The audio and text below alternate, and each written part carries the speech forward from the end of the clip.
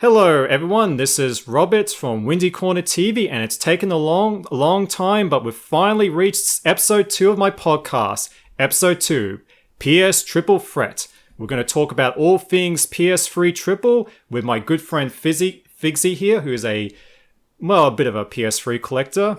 And we're going to talk about the PS3, our initial hype for the system, our favorite games, some collecting tips, and at the end, we're going to answer your questions. So I'll let Figsy take the wheel, and he'll show off his credentials. Hey guys, Figsy here. You might know me as Figsy Games. I'm a bit of a PS3 collector.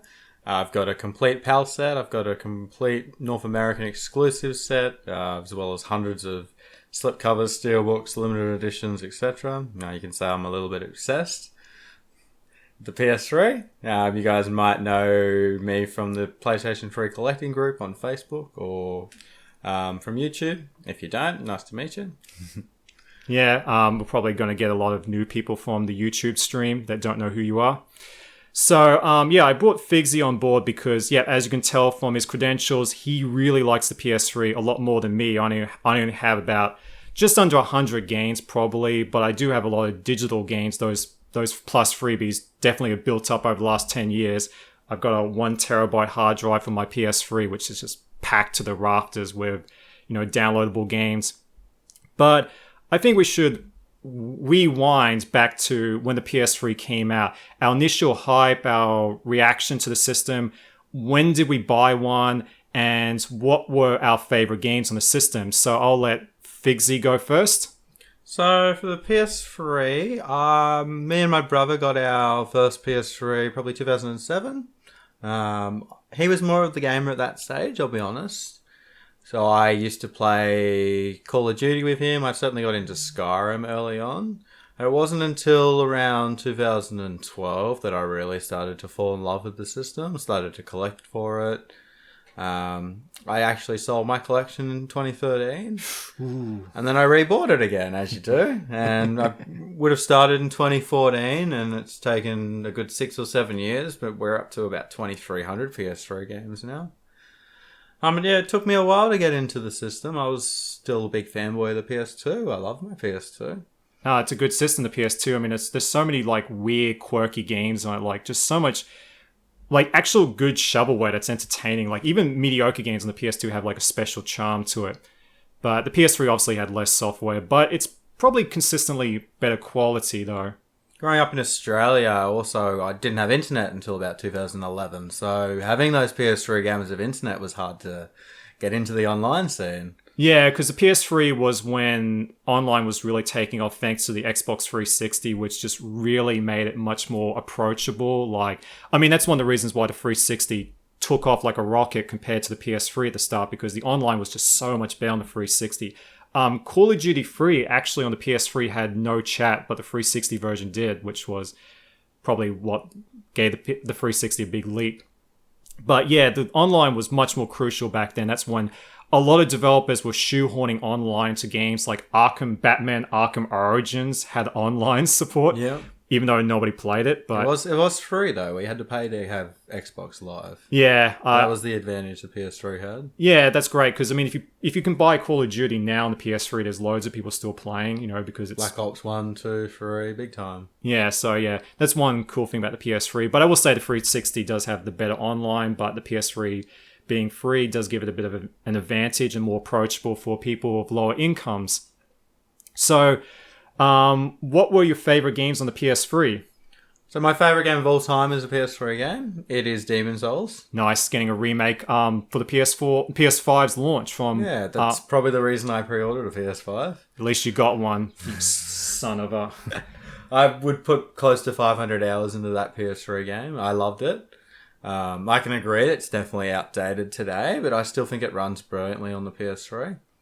It's a real game that shows what the PS3, the colours and stuff. It's that old, the dust look. The darky colours, the oranges and the browns and stuff. Oh, having said that, I don't think that really has aged that well on the PS3. Like, I feel like some of the more colorful games, like, even Kung Fu Rider, I think that game's horrible. I was playing that recently. It looks really nice. It's 60 frames per second, has no screen tearing. It looks really nice, but it still controls like 10 arseholes. But then you look at The Last of Us 2013 came out and it looked absolutely beautiful on the PS3. Yeah, it does look really amazing. That game looks really good. Even though the PS3, yeah, it was technically more hard to program for. When a developer really truly took advantage of it, you saw some amazing things come out of that system. But there's no denying that, the 360 was more developer friendly, but in the right hands, the PS3 could really amaze you. But I bought Demon's Souls on day one. I got the collector's edition over there. We was just looking at it earlier. I have to admit, I couldn't get into the game. I think it's because I have autism. I have very slow reflexes. You really need good reflexes for that game. But I do respect the game, what it did, because, the funny thing about Demon's Souls was that when it initially came out, it bombed in Japan. Like, the Japanese media didn't like it. And Shuhei Yoshida, president of Sony Worldwide Studios, he hated the game. He was test playing it. And he just flat out refused for Sony to release it outside Japan. That's until Atlas stepped in to do the American release, and Namco Bandai did the PAL release. And of course, there was a massive hit, and Namco Bandai would buy the rights to make sequels. That's why they had to change it to Dark Souls, because Sony owned the copyright to Demon's Souls. If that copyright problem didn't exist, Dark Souls would have been called Demon's Souls 2. But it's kind of funny when you look at that. Like, Sony had zero faith in the game, and yet it spawned an entire genre. It was like a massive success. And now it's getting a full-on remake as the flagship title for the new console. For the new console. Yeah. It's so weird. It's kind of like what happened with Xenoblade on the Wii. Like, Nintendo America had no faith in the game. They did not want to localize it at all. And yet, ironically, it's now spawned a franchise. And Xenoblade got a remake this year as well on the Switch. So it's kind of funny how both Sony and Nintendo had a similar situation. They had no faith in their product, and the market did the rest. The market was more interested. Yeah, and it took a long time, though. It took about 2 years before it just kicked off. Yeah, because I think Souls really benefit from the internet. Like, that whole, the YouTubers, showing of like, this game is so hard, you bet you can't beat it. So kind of like, that's kind of the thing that, Westerners really ate up. Tell someone they can't do something, they want to do it. Yeah, I bet you can't jump off this cliff. Well, I'll bet I'll do it. Please don't jump off a cliff. But is there any other PS3 games that, jumped out at you that say, that's a PS3 game? Well, certainly the Uncharted series. I think Uncharted 2 at the time was one of the best games ever made. It was certainly groundbreaking. It does start off slow. That stealth sequence kind of really does bring it to a crawl, but after that, it really picks up momentum. But I personally prefer the first one because it has that single location makes it more intimate. I just kind of prefer the purely jungle setting of it, where the sequels kind of just go bat. I don't want to swear, going crazy all over the world, jumping from location to location. And especially in Uncharted 3, the story feels really disconnected with all the constant location changing. But having said that, they're all really good games, and the collection on the PS4 is amazing. I actually recently beat the first game again on the PS4 collection, and it feels great now with a high frame rate and the less input latency. I haven't played the first one again on PS4. I'll have to revisit that. Yeah, it's pretty short. It's only like a couple of hours. Have you played the Vita version? No, I haven't played that one either. You should. It's pretty impressive. Like, I bought that launch in the Vita and just like made my mind explode. Like, having a game like that on the portable. Golden Abyss? Yeah, Golden Abyss. So highly recommend it. There's certainly a lot of hidden gems that I love on the PS3. Games like Tokyo Jungle or Tornado Outbreak. There's just some brilliant games out there. Oh yeah, Tokyo Jungle. I have to really sit down and play that. Like, that just looks so amazing. Like, it's like Disaster Report, but you play as animals. Yeah, and I've spent 30, 40 hours into that thing. It's just something that you wouldn't expect. You're in Tokyo and there's no people left, so the animals, it's like a world that the animals would come into without humans. It's just so interesting. There's actually a little Easter egg nod to Tokyo Jungle in that game, Ranko Sugumi. Like, there's one level where you've been chased by that little dog from Tokyo Jungle, because I think the same developers made it. I really like that game, Ranko Sugumi. If you've ever played it, it's like Strider, but it's on drugs and completely crazy.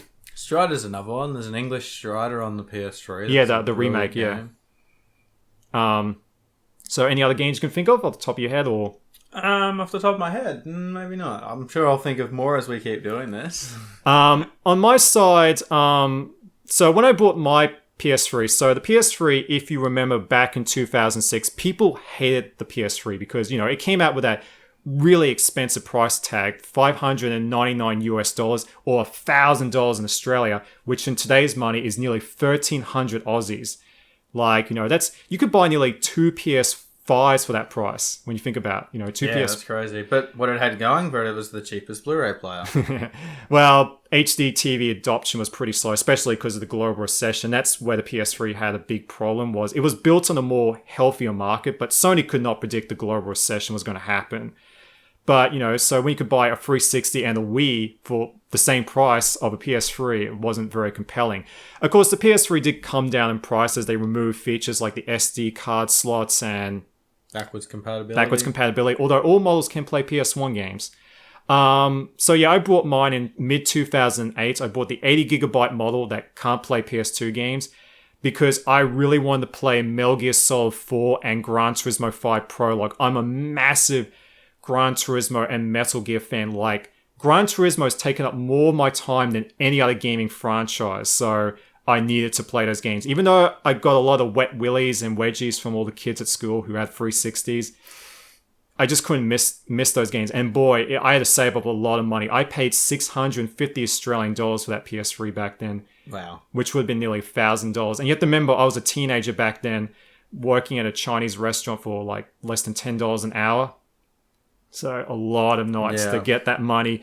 But man, it was worth it. Like, I think, I do think the PS3 was overpriced, although Sony technically lost money on every unit they made. Like, they weren't overcharging you.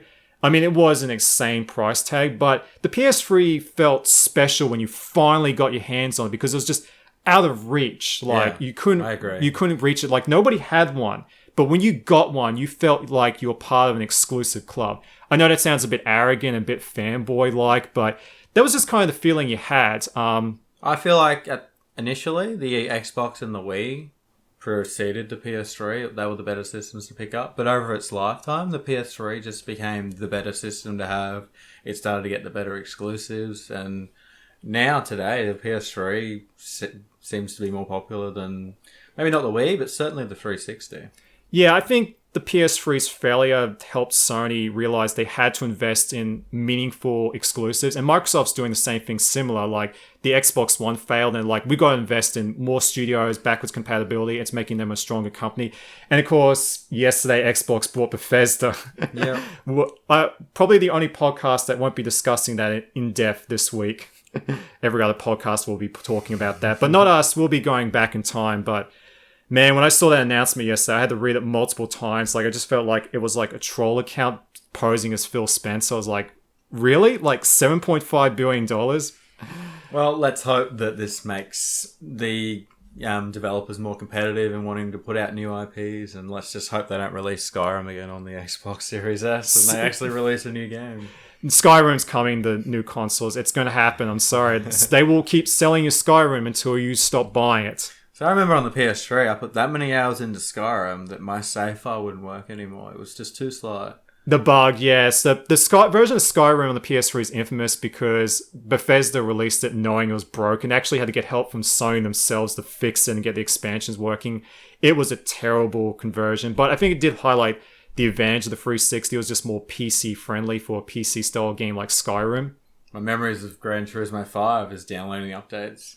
Yeah, so Gran Turismo. I mean, the great thing about Gran Turismo was you got lots of great free updates. Like, every time you turn it on, you got something new to play, which I thought was cool. It's not like games today where they take something away from you. Yeah. But yeah, those updates were slow on the internet. And same thing with Little Big Planet, but... especially being in Australia, not having those fast internet speeds. Yeah. Unfortunately, I've got NBN now, which is great. But Gran Turismo 5 Prologue, even though it was technically a glorified demo, it looked amazing on our plasma in our living room. It was 1080p, 60 frames per second. It looked amazing. Like, the cockpit view, the interior detail was mind-blowing at the time. Like, the immersion you got from that and the realism of the visuals and the graphics, like, it just blew my tiny mind. Like, it was really impressive. And of course, I enjoyed Gran Turismo 5. I probably enjoyed 6 more because it felt more polished. Like, by then, Polyphony Digital had a better grasp for the system. And I wasn't complaining that Gran Turismo 6 came out 1 week after the PS4 launch, because I didn't get a PS4 until next year, because No, I was the same. I really enjoyed 6. yeah. And even today, I think 6 is the best Gran Turismo game on the market. I think it's better than Gran Turismo World. Sport. Yeah, sport. I didn't enjoy the online feature. I just enjoyed... 4 was my favourite back in the day, but I really like what they've done with the old series. And 4 will always be my favorite, but 2 will be second and 6 will be third behind. So yeah, and 6 was definitely the best. Like, it had by far the most content of any Gran Turismo game, and you get to drive on the actual moon in a buggy, yeah. which is just crazy. And Metal Gear Solid 4, I think it hasn't aged very well. The controls are a bit iffy. It was during that transition period where we're going from fixed camera angles to third-person shooters, like the Gears of War style. Like, developers were still trying to adopt that style. So Metal Gear Solid 4 does feel a bit obtuse in a sense, and there is some really bad pacing issues, like terms of like the gameplay is inconsistent in terms of pacing, and so is the story. I mean, the final cutscene is 70 minutes long. There's hundreds of... I mean, what's it, like over 20 hours of cutscenes in that game? It's crazy. Yeah, but I do think it's a great game. Like, it was a great amazing game to get for the PS3 at the time. Like, the thing that stood out to me the most was the sound quality, like the audio, like the depth it had, like in terms, like you felt you were actually in an actual battlefield, like with the gunfire, the explosions, and the screams that might sound a bit morbid, but it just felt like you're in a real living environment. And, you know, it has tons of Easter eggs in general Metal Gear fashion. In terms of genres and what we've been speaking on shooters, the PS3 certainly took off with shooters. Yeah, that was when the Call of Duty craze was in high gear. Everyone was making a shooter. I mean, even Tecmo Koei made a shooter with Quantum Theory. Yeah.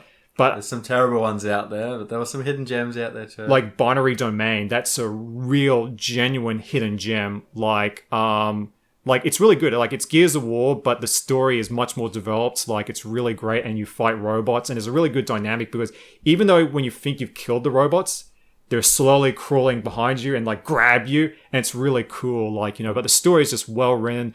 The voice acting is amazing. Like, they did a really good job. It's made by the same people who made the Yakuza games, and okay, nice. yeah, and I think it's the only game they've ever done that isn't Yakuza, so it's kind of a shame they never did anything else again. The irony of Binary Domain was they designed it so to appeal to the Western market, but ironically it sold better in Japan, because they could write on the box from the makers of Yakuza, but at the time, obviously Yakuza is now much bigger now. Big time, but it wasn't popular. Back then, no. But it was still a struggle to get it out. Like, Yakuza 5, it took like 3 years for that to come out in English on the PS3 as a download-only title, because, you know, it's because Sony stepped... That came out this year, 2020.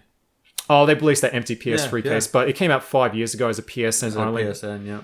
Because Sony stepped in to, they did like a thing called building the list, where they asked people, what games do you want? And Yakuza 5 was consistently the main pick people wanted. So, on top of shooters, they did a lot of open world games took off with the PS3. I'd say it took off on the PS2. That's when like a GTA clone came out every single week. Like, a lot of RPGs, especially compared to the 360. Initially Microsoft did have RPGs and advanced RPGs with like Western RPGs, like they had an exclusive Witcher 2 port. Yep. And they initially got a lot of Japanese developers on board, like they had Tales of Vesperia and Star Ocean 4. But eventually Japanese developers would jump over to PS3, like Final Fantasy 13 being a PS3 exclusive in Japan for the first year was like the nail in the coffin for the 360 in Japan. Ni no Kuni is one of the best RPGs on the PS3. I have to admit, I didn't get into that one, like, because it just... Maybe I should give it... Big Level 5 studio fans. Yeah. I love them. But I did like the UK dub, like your little partner has a Welsh accent. And if you open up any game design book, it says, Welsh accents make everything better. And same with Xenoblade 2, you have a cat girl with a Welsh accent. The one genre that the PS3 didn't have many of was shoot 'em ups. There was only 4... Oh, you mean shmups? Yeah, shmups. There's only 4 shmups released on the PS3. Under Defeat HD, that's my favorite shmup ever. That's the only westernized shmup, and then you've got 3 that were localized to Japan. So you've got Ketsui, Mamoruken's Curse, and Caladrius Blaze. All amazing games. Actually, I'll be doing my next podcast will probably be a shmup podcast with Unicycles. Hello, Unicycles. So we'll probably save that discussion for that. But Under the Feet is one of my favorite games on the PS3. I recently did a live stream of it. I just love the feel of the game, the atmosphere, the controls. And if you play the game, go into the options menu and select the dual control stick control scheme, because you can use the right stick to rotate your helicopter. It feels much better. Oh, okay. I'll give that another go, man. I've recently played Memoruko's Curse again, and I had a blast. Yeah, I think there was a couple of shmups on download only, because I do think I have a few of them. But in terms of like retail physical releases, yeah, it's like 4. The 360 had more of those. That was funny enough. Like 360, There's tons of them, especially in Japan, and it didn't sell well in Japan. Go figure. yeah, well, it didn't initially do well. So it's the best-selling Western console in Japan. It sold 2 million units. But I think because licensing fees were much cheaper on the 360 compared to the PS3, so companies like Cave would they could obviously break into the 360 more, because Cave was a small company. Yep. But it's a shame a lot of those Cave shooters on the 360 have not got re-releases. They need re-releases, because it's very easy to take a 360 game and port it over to the PC. So I'd love to see more PC ports of Cave shooters. There are a few, like Death Smiles is on PC, but I would love to see more ports of those. So fingers crossed, because I ain't paying $1,000 for them, all of them, and No, exactly. and buying a Japanese 360 on top of that. But Schmutz was definitely one genre I think was kind of lacking. Well, they were popular on the PS2, and then they're popular on the PS4. So yeah, just missed a generation. But in the last 5 or so years, shmups have been really popular in the mainstream market. I think it's because of the indie boom has like reinvigorated interest in 2D sprite work, and that's going to bring me to some of the other PS3 games I liked. Little Big Planet. Yeah. Like, that was really amazing in 2008, Christmas 2008, when I got it, was because you have to remember, side-scrollers were kind of dead at that time. This is before New Super Mario Brothers, like, just blew the door open again and reinvigorate the genre. Little Big Planet was just kind of cool to have a side-scrolling 2D platformer again, even though it was very simple, but the co-op was amazing. Me and a couple of friends, we stayed up all night playing the sequel. And the level building people loved. And that's the great thing, was that when you finished the game, you could spend a lot of time in the level creation, and there was like thousands of levels, a lot of ones that were interesting. I remember one person made fun of the Xbox 360. He just made like this level made of 360s with the red ring of death, like crying and screaming in pain, which was... There was the orange light with the original PS3. Yellow light. Was it yellow or orange light? But it was nothing compared to the red ring of death. No, but later 360s are much nicer. I got the Xbox 360E. It's a very nice console, very reliable, and very quiet. I could sleep next to it. I like that console a lot. And another PS3 game that's probably my favorite game on the PS3 is Valkyria Chronicles. Now, I saw no hype for that game whatsoever. It's not until I bought a demo disc. There were actually worth some demo discs in the early years of the PS3, but they got rid of those because people probably just download those now. Yeah, well, they still had the magazines every week, and yeah. I've got all those demo discs myself still. I actually sold one to you. Yeah, I'm sure you did. I've got a demo disc that had Valkyria Chronicles on it. I gave it a spin. And I was immediately blown away. Like, I was like, why have I not heard anything about this game? Like, the art style was gorgeous. Like, if you play the PC version today in 4K, it still looks amazing. Yep. Like, the pencil sketch art looks incredible. And it's no surprise that same engine was recycled for number 4 in 2018, because it still what looks good. What do they call that combat system? The Blitz system. That's right, the Blitz system. That was an interesting system that they used for that. Yeah, it's a combination of like a third-person shooter and a turn-based strategy game. Yeah. And it was just amazing, like the amount of depth and the amount of times you had to study, like learn the strengths and weaknesses of the 5 different classes. It was a great story to actually treat war in a very serious manner, because I think that's the problem with a lot of war games, is they kind of celebrate war. They kind of like glamorize it, like encourage it, like promote it. And there's nothing wrong with that. I do like Call of Duty's campaigns. They're amazing roller coaster rides. But to see a war game that treats the subject matter as serious, like this is life or death, like this is a serious situation. Well, now you mentioned World War II, you've just reminded me of a hidden gem, the Saboteur. It was an open world game. It was set on the border of France and Germany, and it was in black and white until you liberated the area, and then it became in colour. It was a brilliant game released on the PS2. And at strip clubs. PS3, yeah. I'm sorry I laughed at that. I've never played the game, because when I think of that game, I just think immediately of the strip clubs. That's all I heard about that game back in the day. That was one of the best games I played of last generation. I really should play the game. I should. And it's actually increasing in value today. So the popularity of hidden gems and stuff has put common games like that in Yeah, they seem to be increasing in price. Yeah, I don't think it's backwards compatible on the Xbox One. So yeah, I better grab it on the PS3 or 360 before. Maybe, hopefully, it might come to backwards compatibility in the Xbox One or upcoming Series X. So fingers crossed. If not, I'll just buy a copy. But yeah, I should check it out. Like, I assume it's a legitimate game. But I guess back in 2009, that's when games had more of a frat boy vibe. So Everyone wants an open world game, and that was the hype back then. yeah, and what do you do to encourage the average teenage gamer back then? Just throw in a couple of strip clubs. But yeah, I should check it out. But yeah, Valkyria Chronicles, love that game. I've played every version of it since then. I actually bought the PSP version number 2 on the day it came out. Like, I was that excited for a sequel. And I actually got a Japanese copy of number 3 as well. So I got the complete set of all the games. That's how much I love that series. Nice. And I'm hoping one day we do get a re-release of 2 and 3, because it kind of create this gap, because most people only can access 1 and 4. So to have this massive gap between them is a bit weird. So here's hoping that Sega does a re-release of 2 and 3, because I do think, they have their weaknesses, but I still think they're really good games.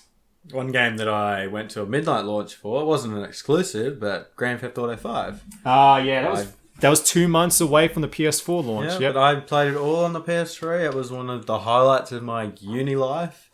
Remember getting the game at midnight, and I would have stopped playing at 8 or 9 o'clock in the morning. When you should have been studying. Oh, I had class the next day. Yeah, I remember that. Funny enough, I'm the one person in the entire world who's never played GTA 5. Now, the reason for this is I've played every GTA to 100%, with the exception of number 4 and 5. So I played the Game Boy Advance one to completion. Yep. But by the time I got to number 4, I just felt fatigue, like franchise fatigue of GTA. I understand that. But I do want to sit down and play GTA 5. Now they've got a really good 4K screen and a computer that can do 4K. I wouldn't mind getting the PC version and crank those settings up. Yeah, and I recommend... I didn't like the online myself. I recommend just playing the story mode. Oh, that's all I'm there for. Like, yeah. I don't want to touch... it's popular, but it's not for me. It's the highest grossing entertainment product of all time, and it's mainly because they're online. The shark cards, they make so much moolah. So, yeah, I think... Yeah, GTA 5, I don't have anything to say about it, but I should definitely pick it up. It's like, it probably will go on to become the world's best-selling game, and it's coming out again on the PS5 and the Series X, so you got another chance to buy it again. I thought it was past... Is it Minecraft number 1 or Tetris number 1? It would be Minecraft and Tetris, but I could see GTA 5. I know it's sold over 100 million copies worldwide. It's more sales than the PS3 or the 360. That's crazy. Yeah, PS3 and 360 both sold 80 million units, but... people will just keep buying GTA 5 because I actually love if you go... Whoops. Sorry, I was about to burp. If you go to the PlayStation Australia Facebook page, every week they post like the weekly game sales, and people lose their minds every time they see GTA 5 as number 1. Yeah, 7 years after it was released. I can tell you why, because I talk to retailers. They get new people buying a PS4 and Xbox One every week, every day, every week, every hour. And they usually pick up GTA 5 alongside it. Like it's the casual gamer's game. Yeah, because it's now a casual game. Yeah, anyone who doesn't play games knows what GTA is. My mum knows what Grand Theft Auto is. Yeah, my mum's the same, and she doesn't play games at all. But, so when someone's casual and wants to check out games, I should check out these video games. They look awesome. They see GTA 5. Oh, I've heard everyone talk about this game. So I'll grab that just purely on face value. So... that's why I keep selling. There's no conspiracies. I don't know why people keep coming up with these grand conspiracies. Like, it's just keeps selling because people who aren't gamers know what GTA 5 is. It's that simple. And why would you release number 6 when you're still selling the number 1 game? It was funny when I watched that PS5 unveiling live stream. I thought it was trolling. Like when they opened up with GTA 5 first. Like I was like, what's going on? Like. What? I got confused, because first you see the Rockstar logo and the whole stream, the live chat exploded, and people are like, GTA 6, and then it's like GTA 5. Yeah. It's like... But if they did that with Skyrim, everyone would be bowing down, you're re-releasing it. Skyrim's an amazing game, but because GTA 5 is just that next level... People will still be like, I'll pick that up for the PS5. At least Elder Scrolls 6 has been announced, so when they announced the inedible Skyrim for PS5 and Series X... people won't probably be disappointed because they know an Elder Scrolls 6 is coming.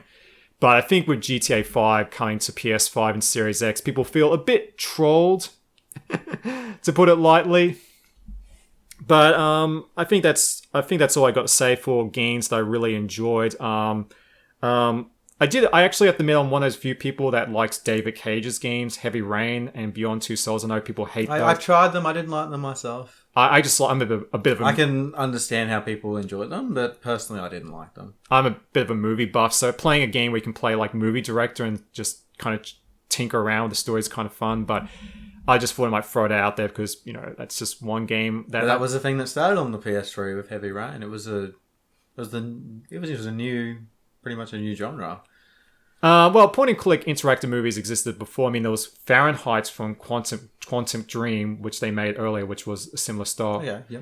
But yeah, like Telltale games really took off. They really took off after that, yeah. Yeah, The Walking Dead and zombie games were everywhere back then. Oh, yeah. If it was a shooter and a zombie game, you put them together. That was your typical PS3 game. All right, I think we might quickly talk about, before we get into questions and collecting tips, let's talk about our least favorite PS3 games. And I'm going to go with first, I'm going to just say Kung Fu Rider, which I've had to play recently again for a project, which I won't talk about but I will announce... I played probably the worst game on PS3. It's called Rambo the Movie. Video game. I actually do like that. If you get the PS3 move controller... I didn't play with a move controller. Yeah. I used the controller. Yeah, that's where you went wrong. Get the move controller and the sharpshooter, but I can understand why some people don't like that game. But if you get the move controller and the sharpshooter attachment, it feels really good. It feels like a light gun game. That's the way it's meant to be played. But I didn't enjoy Final Fantasy 13. I really didn't enjoy that one, and I was looking forward to it.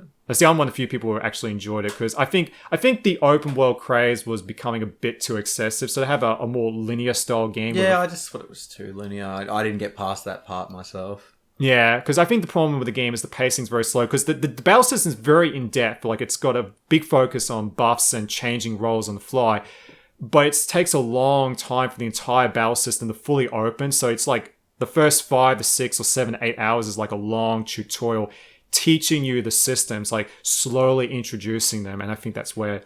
Just thought of a bad one. Kane and Lynch. The 2 Kane and Lynch games are pretty bad. Kane and Lynch 2, funny enough, I've finished it on PC, PS3, and 360. Yeah? Like me and Brady did co-op on the 360 version because the co-op is actually pretty fun on number 2 because you can beat it in one night. It's only like 3 hours long, so it's actually not a bad little co-op game. Like, I don't think they're bad games. I just think... They were hyped as much better games. But I think the sequel is like the world's most pointless game. Like, it didn't really improve in the first game, and it just kind of exists. But I do think the game looks cool, like the style of it. Like, it looks like a video, found footage or something. Like, it's like got this like YouTube look with like static and video damage and stuff. Yep. And all these weird effects. It looks pretty cool. And Sean Connery's son plays the mafia boss, which is pretty cool. But it just felt pointless because the story doesn't really advance the characters anyway. Like, it just feels like nothing happens. Yep. It's so weird to like the most pointless game. And I would like a third game. I really would like another sequel, but I don't think it's going to happen because... You might be on your own there. It's because the developer IO Interactive is split with Square Enix, and Square Enix, I think they still own the rights to it. And I can't imagine Square doing anything with it. Like, but I understand. And that was another thing that was very big at the time was co-op shooters. Like Resident Evil 5 until Monster Hunter World came out was Capcom's best-selling game, and the co-op was the reason it sold so well. Yep. Because the great thing that's why developers loved co-op, because it makes you tell your friends to buy this game. Hey, bro, we can play this game together. One of my favourite coach co-op games, which is now released on PS4, but it was Dragon's Crown, and that was a PS3 exclusive at the time. No, it was also on Vita. And I bought it on Vita on day one. It was on the Vita as well. And it's got a brilliant co-op game. It's got cross online. PS3, Vita, and PS4 owners can all play together. Yeah, amazing. But yeah, Kung Fu Rider, least favourite game on the PS3. It controls terrible, and it's a shame because It's a cool premise. It's like Tony Hawk's, but with office chairs. But it controls so badly. Like, it just feels like they shoehorned the move controllers at the last minute because they needed something for the moves launch. You've just reminded me of 2 games that are quite similar. Tony Hawk Shred and Tony Hawk Ride. And they both played terribly with the skateboard controllers they came with. Yeah, and that was another thing that was big in the day was motion controls and peripherals thanks to Guitar Hero and the Wii. Everyone was chasing that trend, and now we've got landfills full of that stuff now. Yeah. Now we have VR that's taken over. To be fair, VR's great. Yeah, VR's great. Like, it's actually been successful for Sony on. They've got the best-selling headset. So hopefully they continue with the PS5. Just have a quick break so I can check the timeline's been working. Yeah, it's been working. All right, my face would have been red if that wasn't working. But anyway, so yeah, Kung Fu Rider, worst game I ever played on the PS3. I did try it myself, and I didn't even use a controller, and I can't remember playing much of it. Yeah, but it was a game that I thought, this looks exciting. Yeah, you're in a wheelchair down a hill. This will be good. Yeah, I remember I showed my cousin the game. I showed it. And he said that game looks amazing. I handed him the controller. And he's like, this plays terrible. Another game that I didn't enjoy. I didn't enjoy Africa, which you take pictures of. It's probably like a Pokemon Snap, but personally, I wanted to drive the car around, and it felt like a linear photography game. But it's super collectible. Yeah, it's a $100 game these days. So. And that's our transition to collectible games. So I'm going to start off with, well, let's talk about Africa. Like that's rare for some reason. Yeah, Africa is one of the rarest. I wouldn't call it rare. I'd call it one of the most expensive North American games. And it's been trending for a long time, probably the last 6 or 7 years. What was the Asian version called? I think it's also in English. Hakuna Matata. And is that more common? It's more common, but these days it is quite expensive. The only cheap version is the Japanese version. Is there much of a language barrier to the game? There is, but the reason you get the North American version is it's the only one with trophy support. They're like trophy hunters. Yeah. It's like Hannah Montana. That still holds its value, and Terminator Salvation because they're like easy platinums. Yep. Trophy hunting was another thing that started with the PS3. Yeah, that was actually patched in later because, 2008 it came in? Yeah, 2008. Super Stardust was the very first game with trophy support. Yep. Collectible games now. Let's talk about the Holy Grail. NBA Elite 11. Oh, you're making me cry. I'll never own. I've got every game but that one. So this game was pulled from the shelves about a week before it was released. And the game was terrible. It was a broken game. Because the demo came out and people could play it, and there was like clips of like the glitches. I think there's that picture of like a basketball that like stuck in somebody's head. You can see on the internet. Yeah. And yeah, so it actually EA finished the game, printed it, sent copies to retailers, and just pulled it at the last minute. And some copies got out, which is just incredible when you think about it. Like they went as far as printing the game and got onto shelves, only to like And these days, you cannot find a copy unless it's over $5,000 on eBay. And if you're lucky. Sell your left kidney. Yeah. So I think one day. Yeah, if you ever see a scar on Figsy's left, the left of his stomach, you probably know what that money. You know where that money went. But a big thing collecting them for PS3, there was a lot of Chinese English games that were released in Region 3. And a lot of people have slept on those, and they seem to be quite collectible these days. Yeah, Asian English releases are rare for some reason. I don't know why. I guess some of them only released only Malaysia and Singapore, and they are pretty small market. Philippines, Hong Kong, and that was it. Yeah, I've got a few of them myself. I've got, I recently bought Full Metal Panic on the PS4. Terrible game, but it's one of my favorite anime, so I had to get it. And you call the Grails for the PS3. You got Lost in the Rain, Aquanaut's Holiday, The Last Guy, Pixel Junk. Lost in the Rain, is that like the Asian version of The Rain? Yeah. Oh, okay. It's a brilliant game, Lost in the Rain. Yeah, I got that on download. I played it. That was really good. Yeah, I love that. And you can get these games on the PSN store super cheap, but the physical copies they're so hard to find if you don't have a contact in Asia, or they're hundreds of dollars on eBay. Yeah, I'm gonna steal a joke from Super Jump Reviews. You need the Chinese connection, like the Bruce Lee film. Sorry, Super Jump, I couldn't resist stealing your joke. Other expensive games, in terms of just standard games, not collector's editions and stuff. JoJo's All-Star. Is that JoJo PS3 game sought after? Yeah, I got it on day one. In America, that's been $100 game for a long time. PAL version's probably more common. The PAL version was cheap, but because it's a region-free system, North American collectors have been importing, and it's artificially raised the PAL price. So even in Australia, it's selling on eBay for over $100. One of the weirdest discrepancy between PAL and NTSC availability is Futurama on the PS2. A bit of a tangent. Big time. The PAL version you can find everywhere. The American version is like super rare because it only got like one printing, but the PS2 version in Australia and Europe, it got multiple printings. You can find a game for like $5. Well, it's what I love about the PS3. It's region free, so you don't find those discrepancies. Well, one exception, Persona 4 Arena. Yeah. I actually owned a North American copy, and I tried it, and it didn't work. So I can confirm it is region locked. Which was really trollish of Atlas because, at the time, Atlas had this massive gap between the American and PAL release. We had to wait like 9 months for a PAL release. And so they went out their way to stop us from getting early copies.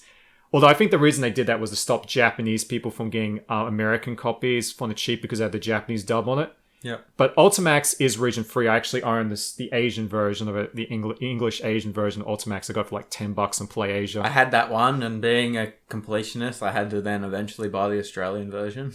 And then we also got Persona 5 on the PS3, which is one of the last released titles. Yeah, it came out in Japan in late 2016 and in the West in early 2017. When you think about it, the PS3 was 10 years old and you got what was basically a game of the year. Yeah. But the funny thing about Persona 5 was that it was actually designed for the PS3 first.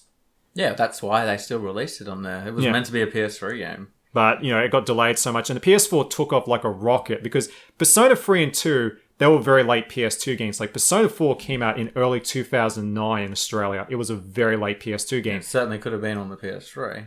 But the PS3 wasn't very popular. The PS2 was just more popular. But the PS4 took off like a rocket. And I think Atlas didn't anticipate that. Yep. So they're like, oh, no, we better put this on the PS4 as well. So, yeah. But speaking of late PS3 games, Hawaii Shakedown recently got a PS3 port just a month ago. Yeah, a digital one. Yeah, if you own the PSN version on PS4 Vita, you get all 3 versions for the price of one. Because what's the name? Oh, the developer's name is V Blank. He really takes pride in being the last person to make a game for each system. He made the last Wii game recently, Retro City Rampage, and Shakedown Hawaii got Wii ports. Yep. The last PSP game was Retro City Rampage. It came out in 2016, download only. I remember that.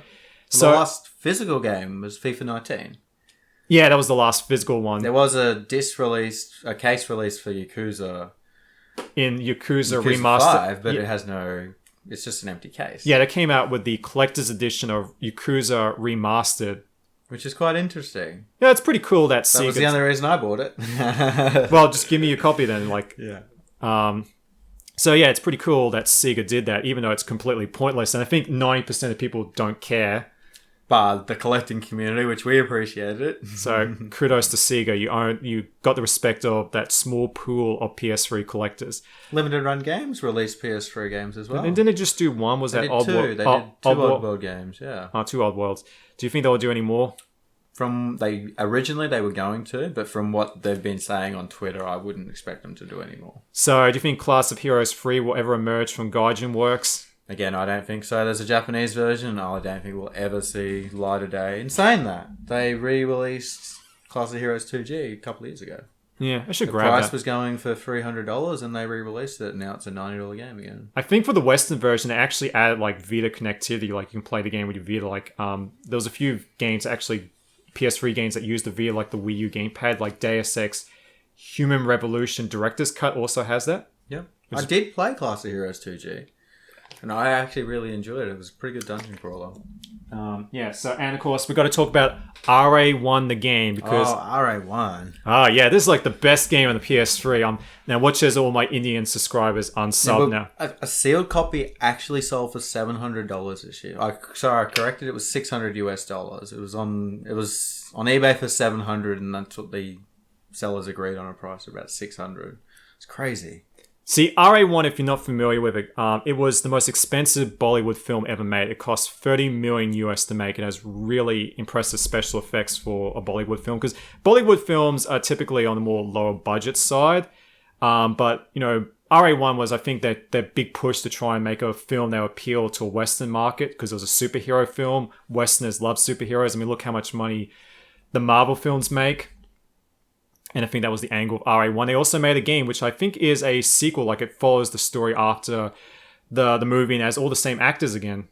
And then the movie is like a combination of Hindi and English, but the game's purely in English. And it was a PS2 and a PS3 release. Yeah, it was also on the PS2. Like, Sony did this deal where they got a bunch of Indian developers behind it. Like, in fact, the last PS2 game ever published by Sony was in 2013, was only in India. It was a game based on the Bollywood film Don 2. Yep.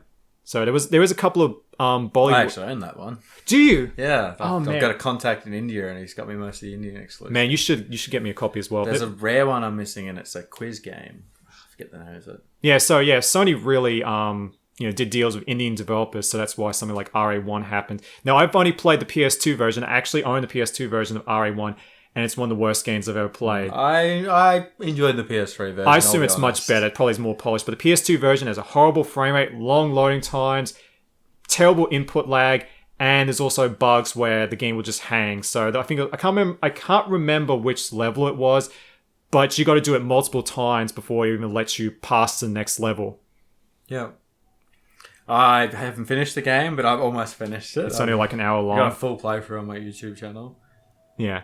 The best bit about the game is definitely the theme song and the end credits is really good, but other than that...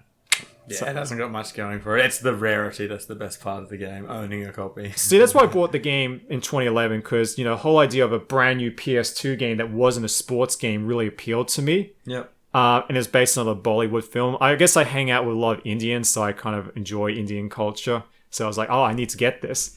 And I usually show it to all my Indian friends, and they're like, no, put it away. Because for whatever reasons, a lot of Indians seem to don't like that film. Yeah. I guess maybe because it was just like blatantly obvious they're trying to appeal to a Western market. So I think that kind of... But, I've seen a lot of reactions to that film on YouTube, and a lot of Indians like it, but I guess it's just one of those divisive films for the country. In terms of collecting, I'd just like to mention the Buzz and SingStar games. Oh, yeah, that's because there are a lot of region Pacific ones, which is crazy when you think about it. Like, there's a New Zealand version. There's a New Zealand. So the Buzz set, there's 20 games, and each country got one. Each European country. So Australia, there's 15 European countries. Yeah, not each one, but a lot of them did. So no, Croatia, Monaco. Monaco didn't get their own one. Luxembourg didn't get one. There you go. Yeah. But it took me 6 years to track that Russian one down. In terms of difficulties of obtaining games, I've never had anything more harder than that Buzz and SingStar set. Is it hard to get games from Russia? No, but Russian collectors can't find this game. Yeah, that's interesting. Yeah, so I actually got a copy out of Ukraine because they speak Russian, obviously. Yeah. I mean, one game that was only released in Australia was Sega Rally and the Nokia N-Gage. I've never seen it. So I think we should just talk about general tips for collectibles. Actually, let's talk about which system we recommend. What should you do if you're buying a PS3? What should you look out for? Which model would you recommend? Me personally, I like the Super Slim. You can get a 320 gig or a 500 gig hard drive, which is enough for almost all PS3 games. Yeah, some PS3 games do have mandatory installs, and some of them can be pretty big. And Gran Turismo with all its updates is like 10 gigabytes. So that's probably going to be your biggest. Yeah. Some games like God of War Ascension or Last of Us, they stream entirely off the disc, but a lot of PS3 games, especially third-party ones, where they're built for the 360 first, do require installs. Yep. Obviously, the backwards compatible system is the one that would seem most desirable, but it isn't a very good system. It's a very loud system. Consumes more power, and they're very unreliable. Like, actually, it was at Cash Converters recently. I was trying to get a new PS3. They had the backwards compatible model for $250. I'm just like, it just isn't worth it. Like, you just better off getting a PS2. Get some good component cables, not compensate component cables. And the PS2 does look amazing on an HD TV. That's all you need. And you can get HDMI splitter cords for them these days. And so yeah, that backwards compatibility PS3, I get so many people telling me to buy that instead of a PS2 in my PS2 comparison video. Like, if you got one that works and you can look after it, that's great. Like, that's really awesome. It plays through HDMI, looks amazing. But for most people, they're not going to put that much elbow grease into it, and it's just a ticking time bomb. The Super Slim, yeah, I would recommend it too, because it has that disk drive that's not mechanical. Like, you can just open it, like, push a button, and so if your PS3 ever dies, you won't have a valuable game stuck in there. Yeah, exactly. I mean, if you get the PS3 with the sliding drive, you're going to have to pull that whole thing apart. And you've got less parts that are prone to breaking as well. Yeah. But the first Slim PS3, I do like that system a lot. It's definitely the quietest and probably has the best build quality.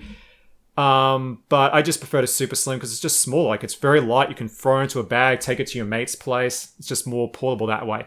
Now, if you're buying a PS... Oh, yeah, the good thing about the Super Slim is that because it has 12 gigabytes of built-in storage, when you replace the hard drive, you don't need to reinstall the operating system or the system firmware on the USB. You can just slap in a new hard drive. But keep in mind, you do have to buy a bracket if it doesn't come with one. And the PS3's max out at 1 terabyte, so keep that in mind. So if you want the biggest drive possible, put in 1 terabyte. So don't do anything big or else it won't work. So that's your tip there. So yeah, I go with the Super Slim just because it's the newest one. Yeah, I agree with that as well. The disk drive, it's not what's the word I'm looking for? It's non-mechanical. So you can just push a button, access the disk anytime, one less thing to break. But it's a bit louder. If you want the quieter system and you want to sleep next to your PS3, get a Super Slim. No, the regular Slim. Yeah, the regular Slim. And unless you're a niche collector and you want to get the backwards compatible, I wouldn't really recommend it. It's a very expensive system. And you got to look after. You got to replace like the thermal paste. You've really got to look after that thing, But it just consumes more power, which adds more money to your power bill, and it's just a ticking time bomb. So just get a PS2 instead. It's much better. So yeah, I think we'll talk about one thing to remember about the PS3 is region free. Right? We mentioned that earlier. It's region free, so you don't have to worry about that. Although Blu-rays aren't region free. Now all PS3s can play PS1 games, but those are region locked as well. Yeah. Same with the PS2 games. So all PS3 games except for Persona 4 Arena. Are those hybrid discs like with NASCAR? Like, was it? They're all region free as well. They were. I can't remember the names, but they were 2 other games that were region locked, but Sony have since unlocked them. Stranglehold? I think that was one. Yeah. I forget the name of the other one. Yeah. We'll probably put a list in the description just in case, so we'll double check that. So yeah, that's the only thing you need to worry about. Also, if you're buying Move controllers, try and get the ones with the Mini B port. So those newer ones for the PS4, that with a micro B charger will not work on the PS3. Yep. But the PS3 ones, the original ones with the Mini B port, will work on both PS3 and PS4. So keep that in mind. So if you've got some Move controllers for the PS4, they may not work on it. So keep that in mind. Collecting tips, I'll let Figsy just talk about. I've got nothing to say about that. Well, as it comes with all systems in collecting games, I'm a big collector, but what I do is I try and buy lots. So I'll buy a system and 20 games, and I only need 3 or 4 of them, and then I sell the rest of them, and that pays for the lot. It comes down to the PS3 being super cheap these days. So you can go down your local pawn shop, your local cash converters. I'm sure there's other names wherever you're watching this, and you can Prep store. But you can pick up PS3 games for $5. And the advantage of collecting PS3 in particular over the 360 is their Blu-rays. They're scratch resistant. So you're bound to rarely ever find a scratch PS3 game. But obviously the advantage of the 360 games, you can play some of them on the Xbox One. And some 360 ports are better. Like Madden 08 is like 30 frames per second on the PS3 and 60 frames per second on the 360. Skyrim, Zone of the Enders, there's a lot. Zone of the Enders did get a patch for number 2. Okay, that made it better. So yeah, so the PS2, although the PS4 version is probably the best version, but yeah, just check on a game by game basis. There are some games where the PS3 version is better, like Final Fantasy 13, Metal Gear Rising. The video cutscenes are much higher quality. That's another advantage of the Blu-ray was the video cutscenes have less compression. So it's a game by game basis. Some 360 versions are better, and some PS3 versions are better. So just do your research beforehand. But as you noted, like PS3 games are pretty cheap these days. Most of them, like the common ones, not the rare ones like Africa and Ra.One. They are certainly going up in prices, and if you guys are interested, I've got a 22 episode series on collecting PS3 games. Each episode goes for about 20 minutes long. There'll be a plug. There'll be a plug in the description, assuming Figsy's check doesn't bounce. All right, so I think we might just wrap this up with the questions. So I'll bring them up. We only got 3 questions. We got no responses on Twitter. It's like my sex life completely dead. Well, these are all coming from the PlayStation 3 collectors group on Facebook. And we'll leave a link in the description for that as well. Yeah, so we'll go through the questions here. Why don't you read the first one from Lloyd? So Lloyd asks, I collect for only one region, NTSC. Am I uncommon when it comes to PS3 collecting since the PS3 is not region locked? I would say, unless you are going for a complete set, many people collect everything for the PS3. Probably Americans, maybe less, but certainly collectors in Australia have a lot of NA games, a lot of Chinese English games. As long as it plays in their system, most people are happy. And I had a full set that was region mix. I had Region 1, Region 2, Region 3, Region 4. Today I'm going for a niche Australian set, but I think that's an outlier. I think it's, so that's how I would answer that question. What do you think? Yeah, I do agree. I've noticed that Australians have more variation in their regions because I think Australians are just more used to importing stuff because we always got the short end of the stick, while America just seems to get everything. So they don't say in the PS3 cycle, our Australian dollar was the same as the American. Yeah, dollar. that's true. There was a lot of great import shops. And it was cheaper to import than to buy it in our local stores. Good example is Pandora's Tower on the Wii. Yep. It was $100 in Australian shops. I bought the collector's edition from Oz Game Shop for $50. It came with a game, steelbook, art book, and it was half the price. I could buy 2 copies. Why would you go spend $100 when you can do that? Well, if you can't wait for a week. Yeah. But yeah, there was obviously. So yeah, Australians, we're more used to imports. And because of that, there's so many American games in the country. Yeah. Yeah. So yeah, if you're in Australia, there's so many imports cycling around. I spoke to my friend Super Jump Reviews. He lives in America. I think he only has like one power import. I think it was like Shenmue 2 on the Dreamcast. Yep. Which was never released in America. So because he's a big Shenmue fan, he loves Shenmue. So shout out to Super Jump Reviews. He makes great Vita content, and he's moving on to the Switch. Give you the next question. No, I've got to answer this question. So my recommendation is I would primarily stick with your region first, primarily because PS3 games, the DLC and save files are region locked. Yep. So that might be more convenient. So let's say, for example, if you've got Soul Calibur 4, you want to buy the Yoda DLC. If you buy an American version, the Australian DLC will not work, and you'll need to make an American account and get a PSN card from America. So they will not accept an Australian credit card on an American account. European and Australia are the same region, so there's no region locked DLC. Save files are also region locked. So say, for example, I buy Killzone 2, very common game in Australia. Yep. I would go with the PAL version or try and get it because let's say I lose that copy, I just buy another PAL copy. And then it's got another side with trophy hunting. There's multiple trophy lists with some games. Oh yeah, so if you buy multiple regions, you can do like trophy stacking. Some people, I think that's another reason why you see imports. I think Brady mentioned this, why you see so many foreign copies of Halo 3 or something. Yep. Because I saw a Chinese copy recently. So Ben asked, and I probably will answer this one because I'm more the technical guy. Yeah, definitely. Ben asks, I'm terrible English.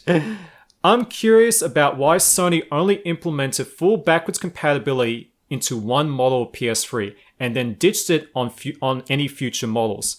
Was it just not profitable or worth including for the additional hardware needed? Alright, so it was expensive. Like the original PS3 model, the launch model, even though it was really expensive, it was $600.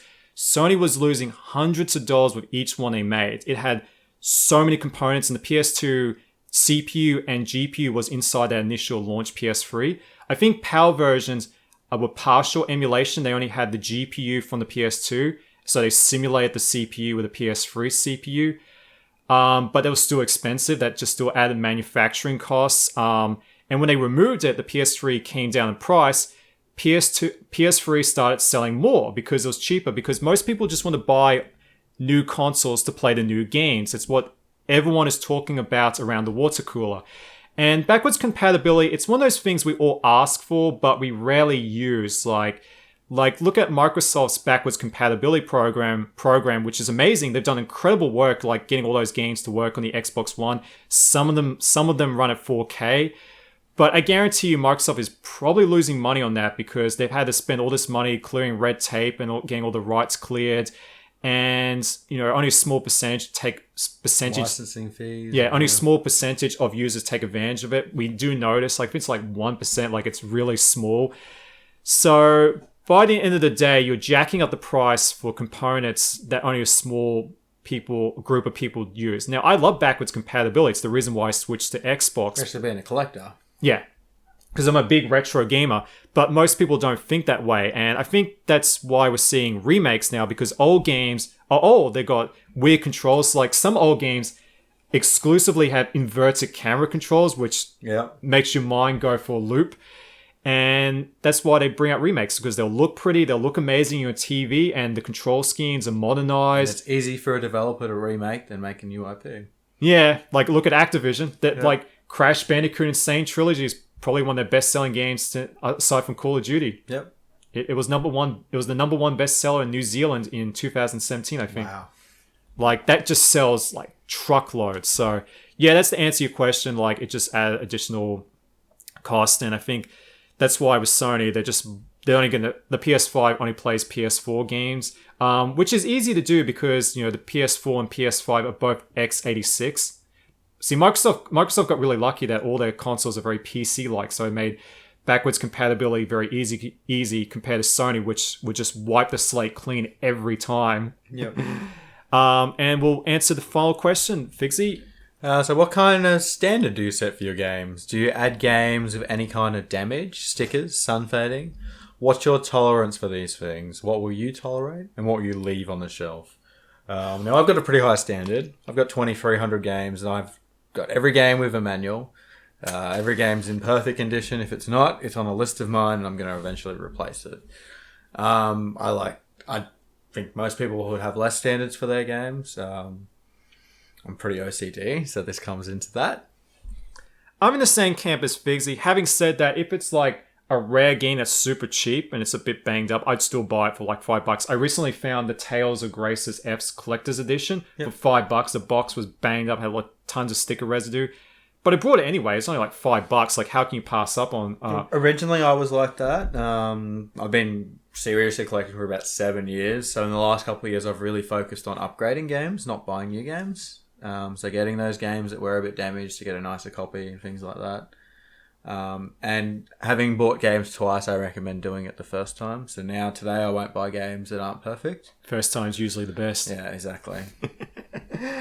All right, I think that's the end of the questions. Unfortunately, we didn't get many questions, but hopefully when I become more popular, I think I can get more questions. Well, thanks for having me, Robert. Yeah, it's been a pleasure, Figsy. We're actually shaking our hands. Yeah, we're shaking hands, even though you can't see it. Although not the best thing to do during COVID-19, but he did wash his hands, I hope. We are sitting right next to each other as well. Yeah, actually, that's the funny thing. I should have mentioned that before. This might be one of the very few podcasts where I actually had the guest in person. Which so we had planned to do this not in person, and it just so happened I was in Brisbane. Yeah, because the audio quality's better. We can do like back and forth. Because when you do it online, there's like latency, so you kind of end up talking over each other. But this was really good. I think it's really great. So yeah, thanks again, Figsy. We might get you on again, maybe for collecting for whatever other systems you're passionate for. Maybe PS4. Maybe the PS4 one day. It hasn't taken off like the PS3, but I'm at 400 games. So until you get that Fairy Fencer F with the Australian logo. Yeah, I still haven't got that one. Yeah, I've seen it the other day. Yeah, I've seen that in Brisbane. There are a few copies. I don't want to pay $70 for it. But all right, if I ever see it for $10, I'll grab it for you. So anyway, I think that's a wrap. Figsy's plugs will be in the description. So thanks again for listening, and I'll see you in the next podcast. Bye. Yeah.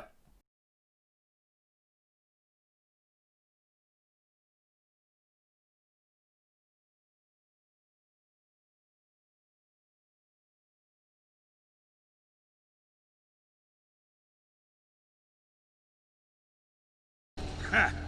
Who's the master of unlocking now, huh?